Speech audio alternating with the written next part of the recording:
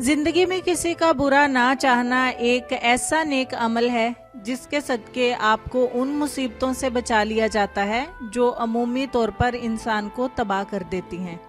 जिस औरत का वजन 40 से 50 किलो हो वो परेशान रहती है, जिस औरत का वजन 50 से 60 किलो हो वो अच्छी जिंदगी जी रही है, और जिस औरत का वजन 60 से 80 किलो हो वो खूबसूरत होती है। मेहंदी लगी है हाथों पे लेकिन फिर भी वो खुश नहीं। कितनी बड़ी दलील है औरत के सब्र की।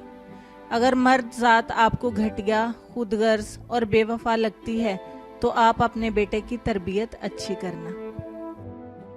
निकाह हो जाने से, दस्तखत हो जाने से, औरत के बिस्तर पर सो जाने से, मर्द होने का एजाज मिल जाने से कोई मर्द नहीं बनता, बल्कि मर्द के मानी है मजबूत, रोजी कमाने वाला, दलेर।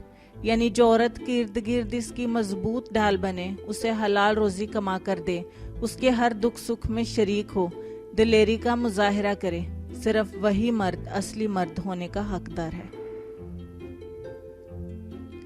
माना कि झूठ जिंदगी की बहुत बड़ी जरूरत है, लेकिन कभी कभी सच बोल लिया जाए तो कोई बुरी बात नहीं। बुरा वक्त सभी पे आता है, कोई बिखर जाता है, कोई निखर जाता है। मैंने तो वो खोया जो मेरा था ही नहीं, मगर उसने वो खोया जो फक्त उसी का था।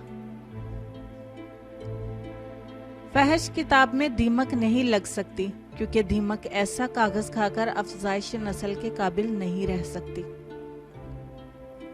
रास्तों, अमारतों, जगहों से मोहब्बत नहीं होती, बल्कि मोहब्बत तो वहां गुजरे लम्हों से होती है।